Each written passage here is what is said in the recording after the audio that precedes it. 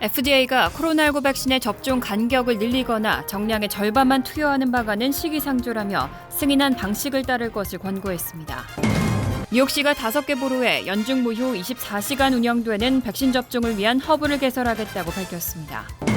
항공업계가 미국에 입국하는 승객들에게 코로나19 음성 확인 진단서를 의무화해달라고 정부에 요청했습니다. 트럼프 대통령의 친정인 공화당에서 조 바이든 대통령 당선인의 당선 확정 문제를 놓고 분열이 발생했습니다.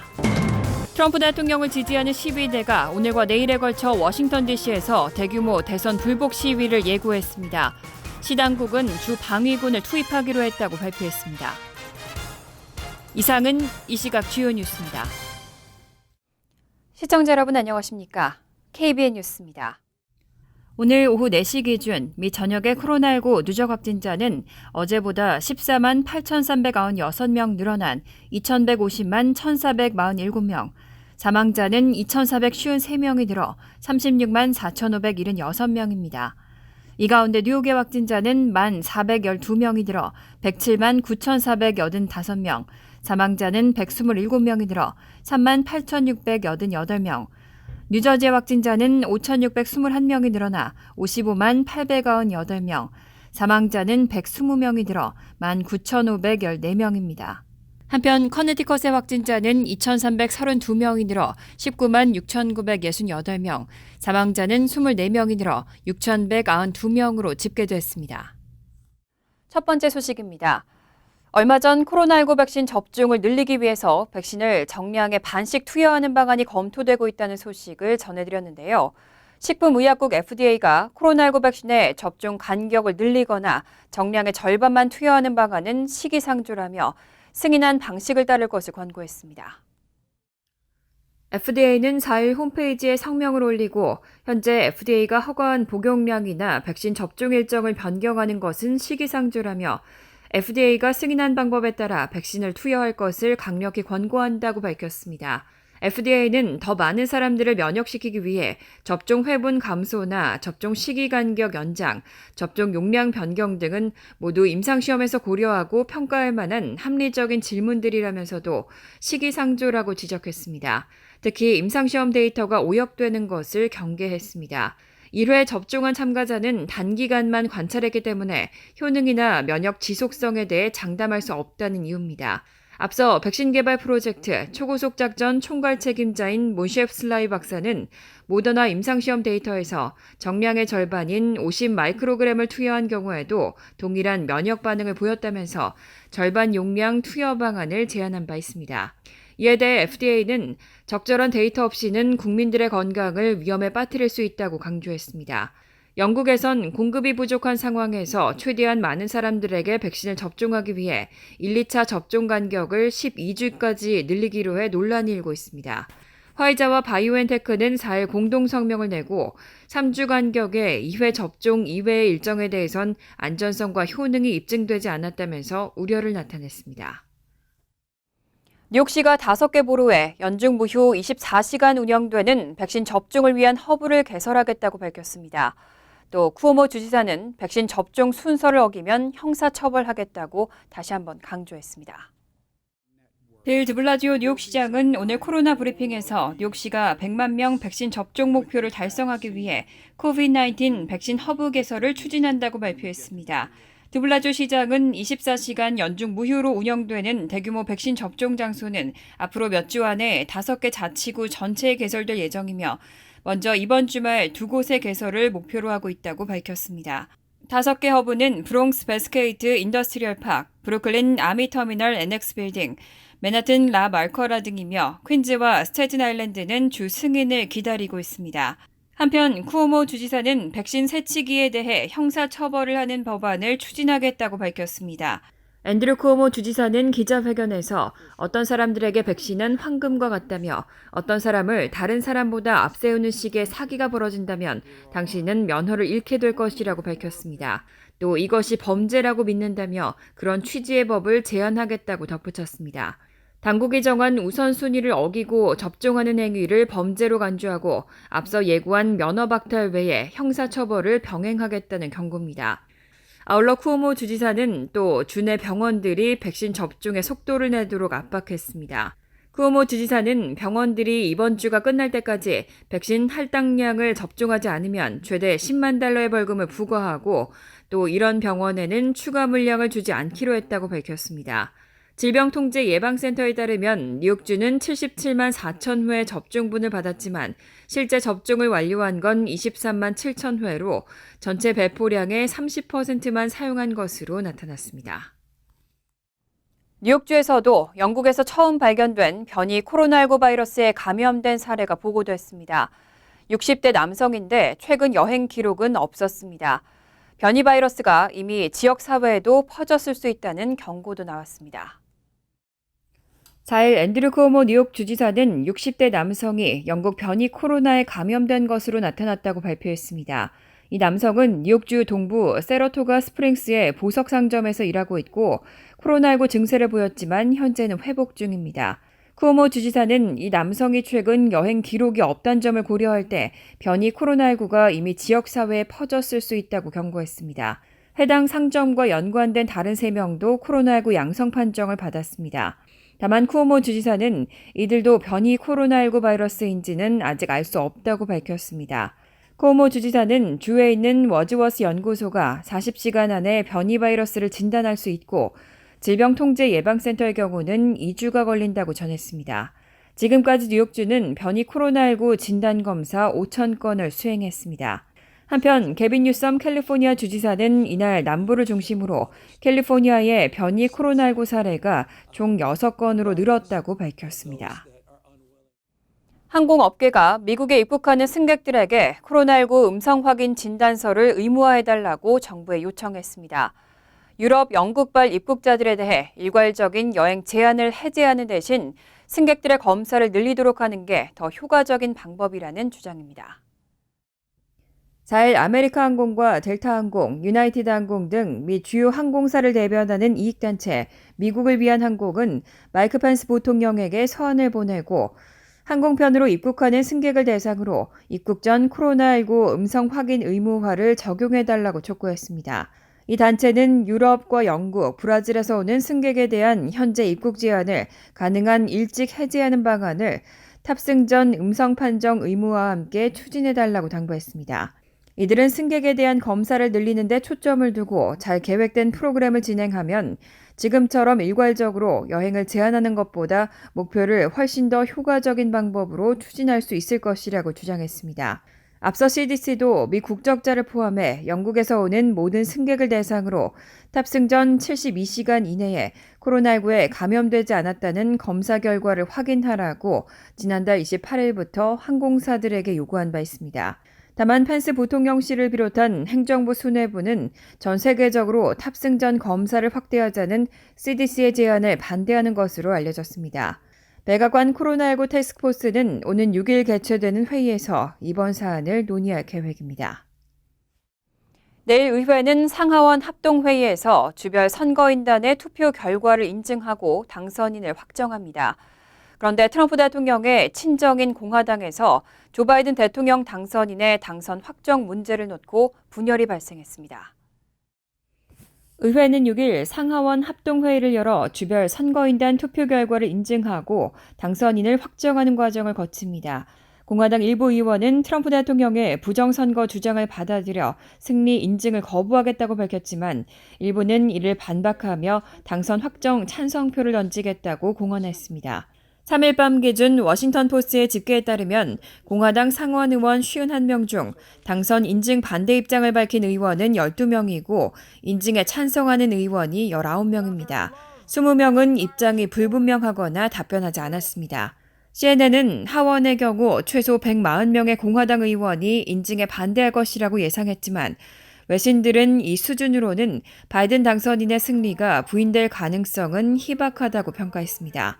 문제는 인증을 둘러싼 공화당의 분열 양상으로 상원의 경우 미치 매코넬 원내대표는 이의 제기를 하지 말라고 당부하고 의석 분포상 인증 부결이 이뤄질 가능성이 적은 데다 인증 찬성표를 던진 공화당 의원들이 트럼프 대통령에게 반기를 든 모양새가 될 것이라는 우려를 내세웠습니다. 반면 공화당 케빈 메카시 하원 원내대표는 반대 표결할 공화당 의원들에 대한 지지 의사를 밝히면서 상원과 하원의 원내 사령탑이 서로 다른 입장을 취한 겁니다. 정치 전문 매체 폴리티코는 공화당이 격렬하게 충돌하고 있다며 퇴임 후에도 영향력을 유지하려는 트럼프 대통령과 얼마나 긴밀한 관계를 만들지를 놓고 공화당 내부에서 일어나는 더 큰 투쟁을 요약적으로 보여주는 것이라고 표현했습니다. 이런 가운데 재계에서는 조 바이든 대통령 당선인의 선거 승리를 확정하라는 목소리가 커지고 있습니다. 골드만삭스와 마이크로소프트, 화이자 등 170여 개 기업이 의회에 공동서한을 보내고 대통령 선거는 이미 결정됐다며 당선인 확정을 촉구했습니다. 4일 골드만삭스와 마이크로소프트, 화이자 등 170여 개 기업들이 의회에 공동서한을 보내고 당선 확정 인증 절차를 방해 연기하려는 시도는 민주주의 근간을 흔든다며 바이든 당선인의 선거 승리를 확정하라고 의회에 촉구했습니다. 이어 대통령 선거는 이미 결정됐고 이젠 국가가 앞으로 나아가야 할 때라며 곧 출범할 바이든 행정부는 코로나19 극복과 그간 일자리를 잃은 수백만 미국인의 생계 회복이라는 중대 과제에 직면해 있다고 강조했습니다. 공동 서한에 서명한 회사들은 골드만삭스와 마이크로소프트 외에도 자산운용사 블랙스톤과 컨설팅 업체 딜로이트, 국제신용평가사 무디스와 사무실 공유업체 위워크, 차량 호출 서비스 업체 리프트 등이 있습니다. 뉴욕시 주요 기업의 최고 경영자들로 구성된 비영리 조직 파트너십 for 뉴욕시티가 서한 작성을 주도한 것으로 알려졌습니다. 이 조직의 캐슬린 와일드 회장은 대선 결과를 의심하는 것은 국가에 장기적 손해를 끼친다면서 현재는 백신 공급이나 높은 실업률과 같은 중요한 문제에 초점을 맞춰야 한다고 강조했습니다. 하지만 아직도 트럼프 대통령을 지지하는 시위대는 선거 불복 시위를 이어가고 있습니다. 오늘과 내일에 걸쳐 워싱턴 DC에서 대규모 대선 불복 시위를 예고했는데요. 워싱턴 시 당국은 시위 과정에서의 폭력 사태를 예방하기 위해서 주 방위군을 투입하기로 했다고 발표했습니다. 워싱턴 시 당국은 오늘과 내일에 걸쳐 트럼프 대통령을 지지하는 시위대가 예고한 대선 불복 시위에서 폭력 사태를 예방하기 위해 주 방위군을 투입하기로 했다고 발표했습니다. 6일 의사당에서 거행돼 각 주 선거인단의 투표에서 조 바이든 대통령 당선인의 당선을 확정하는 행사를 앞두고 폭력 사태를 방지하려는 계획 가운데 하나입니다.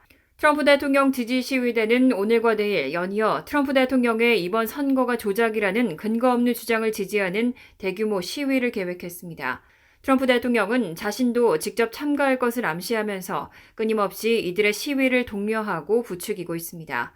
이번 시위에 대비해 워싱턴 시내의 상가는 모두 진열창을 닫고 판자 덧문을 덧대거나 잠갔고 유리엘 바우저 워싱턴 시장은 시 경찰을 돕기 위해서 주 방위군 투입을 계획하고 있습니다. 바우저 시장은 4일 기자회견에서 되도록 시내 중심가에 가지 말라며 누구든지 시민들을 위협하거나 폭력 사태를 유발하고 워싱턴시에 파괴를 시도하는 자들은 절대로 용납하지 않겠다면서 경비 병력의 추가 지원 요청 사실을 밝혔습니다. 익명을 요구한 국방부 관리는 이번에 투입되는 주 방위군은 340여 명으로 그 가운데 115명은 일정 시간 동안 시내 도로에 배치된다고 전했습니다. 지난달 연방의회를 통과한 코로나19 추가 경기부양 패키지에 따라 1인당 $600씩의 현금 지급이 시작됐습니다. 자동 이체 계좌에는 이미 현금이 지급되기 시작했는데 체크 수령에는 다소 시간이 걸릴 것으로 보입니다. 연방재무부는 지난달 30일부터 연방국세청을 통한 현금 지급이 시작됐다고 발표했습니다. 이에 따라 일부 한인들은 벌써 계좌에 자동이체로 현금을 받기 시작했고 상당수의 한인들은 돈이 들어오기를 기다리고 있습니다. 연방재무부는 지난 1차 경기부양 현금 지급 때 IRS에 계좌번호 정보가 이미 제출돼 있는 납세자들에게는 1인당 $600씩의 현금이 계좌 이체 방식으로 자동 지급된다고 밝혔습니다. 이미 지난달 29일 지급이 시작돼 1월 초까지 이루어질 예정입니다. 자동이체 계좌가 없는 경우는 종이 체크나 데비트카드로 받게 됩니다. 재무부는 지난달 30일부터 체크나 데비트카드 발송 준비를 시작했다고 밝혔지만 구체적으로 각 수령자 가정에 언제 배송될지는 정확하게 예측하기 어렵습니다. 다만 연방재무부는 IRS의 Get My Payment 웹사이트에서 각 납세자들이 지급 여부와 일정을 알 수 있다고 밝혔습니다. 만약 작년에 2019년도 세금 보고를 하지 않았거나 개인정보를 IRS에 제출하지 않은 사람들은 올해 세금 보고 시 리커버리 리베이트 크레딧을 신청하면 됩니다. 뉴욕 한인회가 어제 2021년 신년 할애식을 온라인으로 개최했습니다. 행사에는 장원삼 뉴욕 총영사와 지역 정치인들 80여 명이 참석했습니다. 뉴욕 한인회는 어제 2021년 신년 할애식을 개최하고 새해 첫 출발을 함께했습니다. 줌을 통해 온라인으로 진행된 신년 할애식에서는 장원삼 뉴욕 총영사와 지역 및 직능 단체장, 그리고 뉴욕 한인회 관계자와 지역 정치인 등 80여 명이 함께했습니다. 존 리오, 토비앤 스타비스키 뉴욕주 상원의원, 에드워드 브런스틴 뉴욕주 하원의원, 피터구 뉴욕시의원 등은 한인사회에 새해 인사를 전했습니다. 장원삼 뉴욕 총영사가 문재인 대통령의 신년사를 대독했고 이주양 미 동북부 한인회 연합회장과 박광민 뉴욕 한인 직능단체 협의회 의장, 양호 평화통일자문회의 뉴욕 협의회장을 대신해 이종원 수석 부회장 등이 신년 인사를 전했습니다. 뉴욕 한인회 찰수윤 회장은 새해에는 한인사회가 더욱 단합되고 서로를 돕는 한 해가 되길 바란다고 말했습니다.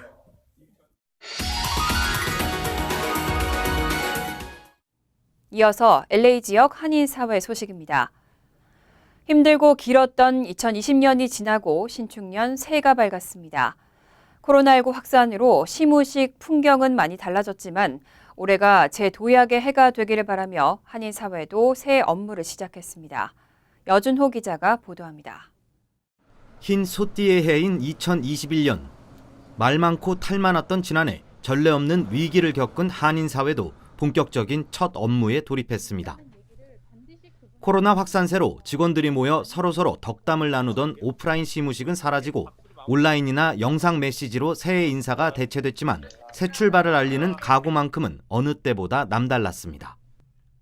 올해는 코로나19 극복과 바이든 행정부의 출범으로 동포사회에도 많은 변화가 있을 것이며 미서부 70만 한인 농포들께 새로운 기회가 될 것입니다. 올해는 잃어버린 일상을 다시 찾을 것이란 기대감도 더욱 커졌습니다. 코로나19가 여전히 한인사회를 짓누르고 있지만 백신 접종이 시작된 만큼 끝이 보인다면서 조금만 더 인내하고 함께 버티자고 서로를 격려했습니다. 우리 민족경제 LA협의회는 우리 한인 커뮤니티 그리고 타민족 커뮤니티 또 주류 사회와도 협력해서 공공외교에 앞장설 예정이고 특별히 2021년도는 이제 백신이 저희들이 많이 접종을 해서 하루빨리 모이는 날짜가 되기를 바랍니다. 심각한 타격을 입은 한인사회 경제에 대한 지원 활동도 더욱 박차를 가할 계획입니다. 가장 많은 데미지를 입은 곳이 지금 식당들이라고 하더라고요. 그래서 식당들을 살리는 캠페인도 할 거고 또한 장학금을 우리들이 한 30여 학생을 주려고 하고 있고요. 그다음에 많은 세미나를 또한 계획을 하고 있습니다. 한인 금융기관들도 일제히 업무를 시작하고 경기 침체에 대한 대응 방안을 논의하면서 새로운 각오를 다졌습니다. 서로 모여 인사를 하던 한인사회의 새해맞이 모습은 볼 수 없었지만 한인들은 어느 때보다 높은 도약의 해가 되길 기대하면서 차분하게 2021년의 첫 날을 시작했습니다. MBC 뉴스 여준호입니다. 코로나19 확산이 갈수록 악화되고 있습니다. 이런 상황에 마스크 착용을 둘러싼 갈등도 이어지고 있습니다. 지난 주말 LA 지역의 웨스트필드 센츄리시티 쇼핑몰에서 한 시위대가 마스크를 쓰지 않은 채 매장 직원과 고객들에게 항의하는 영상이 SNS에 공개되면서 논란이 일고 있습니다. 영상에는 마스크를 쓰지 않은 그룹이 랄프스 식료품점을 거닐며 고객과 언쟁을 하고 있고 마스크 착용을 요구하자 강하게 거부하는 장면이 담겨 있습니다. 시위대 중 한 남성은 자신은 음성 판정을 받았다며 다른 고객들을 마스크 나치라고 부르며 폭언을 했고 한 여성은 마스크를 쓴 다른 고객을 발로 차며 시비를 걸기도 했습니다. 또 시위대가 쇼핑몰의 한 신발 매장에 들어가려고 하자 매장 직원들은 들어오지 못하게 막으면서 언쟁이 오가기도 했습니다. 간추린 소식입니다. 뉴욕 총영사관이 코로나19 사태 장기화에 따라 국적 이탈 신고와 국적 보유 신고, 국적 선택 신고에 대한 선 온라인 신청 후 방문 접수가 연장되고 대상자도 확대한다고 밝혔습니다. 대상자는 오는 3월 31일까지 기한이 만료되는 국적이탈 신고자와 오는 6월 30일까지 기한이 만료되는 국적 보유 신고, 국적 선택 신고자입니다. 해당 신고기한 내에 영사민원 24 홈페이지에서 먼저 온라인 신청 후에 오는 6월 30일까지 해당 공관에 방문 접수하면 됩니다.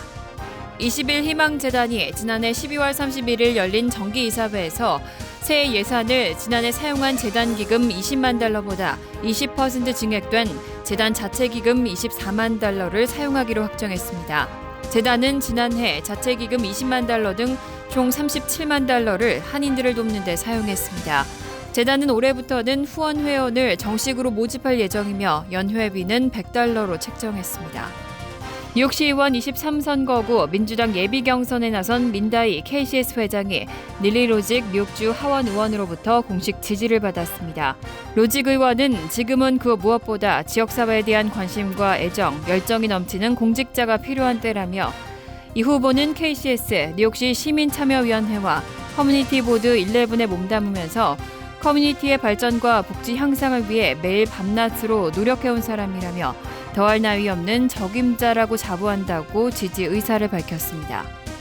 앞으로 뉴욕주에서 교통 위반으로 인해 부과되는 과도한 범칙금을 나눠낼 수 있게 됐습니다.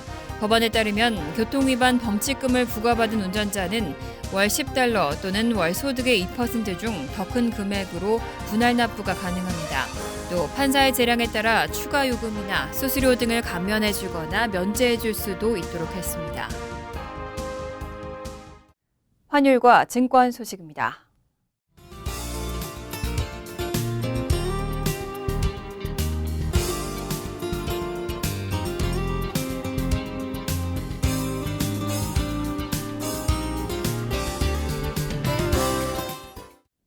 이어서 날씨입니다. 수요일은 화창한 가운데 가끔 구름만 끼겠습니다. 낮 최고 기온은 42도, 섭씨 6도, 밤 최저 기온은 32도, 섭씨 0도로 예상됩니다. 목요일은 대체로 화창하겠습니다. 금요일은 때때로 구름이 많겠습니다. 이상으로 KBN 뉴스를 마칩니다. KBN과 함께 즐거운 저녁 되시기 바랍니다.